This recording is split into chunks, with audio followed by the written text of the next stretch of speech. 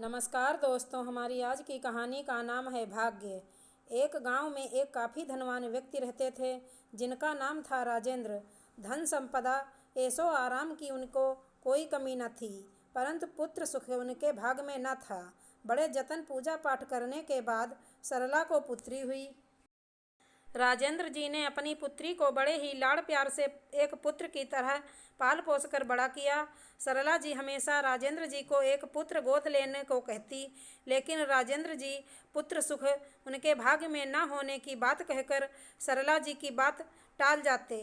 खैर, हर बेटी की तरह राजेंद्र जी की बेटी भी शादी योग्य हुई और वह समय पर शुभ मुहूर्त देखकर राजेंद्र जी ने अपनी बेटी की शादी एक धनवान व्यक्ति से कर दी, परंतु बेटी के भाग्य में धन सुख न था।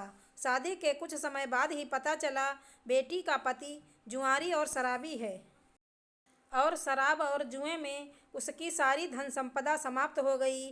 बेटी को इस तरह दुखी देखकर सरला जी भी दुखी होती।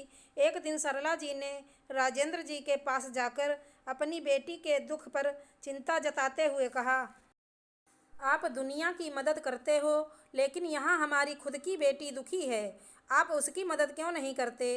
राजेंद्र जी भी बेटी के दुख से दुखी थे, लेकिन वे जानते थे कि जिस तरह उनके भाग्य में पुत्र प्राप्ति नहीं थी, ठीक उसी तरह बेटी के भाग्य में भी अभी सुख नहीं है।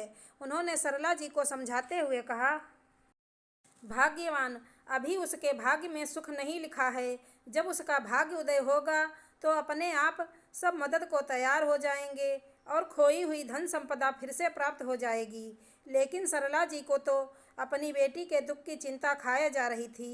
एक दिन राजेंद्र जी किसी काम से दूसरे शहर गए हुए थे, तभी उनके दामाद का राजेंद्र जी के घर आना हुआ। सरला जी ने बड़ी आवाभगत से अपने दामाद का आदर सत्कार किया और उन्हें स्वादिष्ट भोजन ग्रहण करवाया।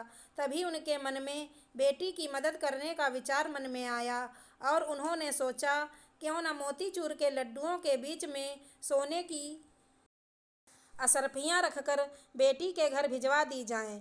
बस सरला जी के सोचने भर की देर थी। उन्होंने जल्दी से मोतीचूर के लड्डू बनाए और एक एक सोने की असरफी लड्डुओं के बीच में रखकर दामाद को टीका लगाकर देसी घी के लड्डू जिनमें असरफियाँ थी देकर विदा किया।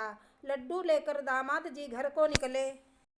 रास्ते में उन्हें एक मिठाइयों की दुकान दिखाई दी। दामाद जी ने सोचा, इतना वजन कौन घर लेकर जाए, क्यों ना लड्डू मिठाई की दुकान पर बेच दिए जाएं। बस फिर क्या था, दामाद जी के सोचने भर की देर थी। उन्होंने लड्डुओं से भरी थैली मिठाई की दुकान पर बेचकर नगद पैसे ले लिए और खुश होकर घर की ओर निकल पड़े। उधर राजेंद्र जी बाहर से आए तो उन्होंने सोचा, क्यों ना घर के लिए देसी घी के मोतीचूर के लड्डू ले चलूं। आगे जाकर राजेंद्र जी भी उसी दुकान पर गए जहां उनके दामाद ने मोतीचूर के लड्डू बेचे थे। राजेंद्र जी ने दुकानदार से लड्डू मांगे। दुकानदार ने लड्डुओं की वही थैली राजेंद्र जी को दे दी जो उनके दामाद कुछ ही देर पहले दुकानदार को बेच कर गए थे। लड्डू लेकर राजेंद्र जी घर आए और लड्डुओं की थैली सरला जी को दे दी। लड्डुओं की वही थैली देख सरला जी ने लड्डुओं को फोड़ कर देखा तो उनमें से असरफियाँ निकली। असरफियाँ देख सरला जी ने माथा पकड़ लिया और बेटी की मदद करने के लिए दामाद जी को लड्डुओं में असरफियाँ छुपाकर देने की बात राजेंद्र जी को बताई। सरला जी की बात सुनकर राजेंद्र जी ने कहा, भाग्यवान, मैं न कहता था कि अभी धन सुख उसके भाग्य में नहीं है, इसलिए तुम्हारी दी गई असरफियाँ फिर से घूम फिर कर तुम्हारे पास ही आ गईं। तो दोस्त, इसलिए कहते हैं, भाग्य से बड़ा कुछ नहीं होता। जो इंसान के भाग्य में लिखा होता है उसे वही मिलता है। आशा करती हूँ हमारी कहानी अच्छी लगी होगी। धन्यवाद दोस्तों।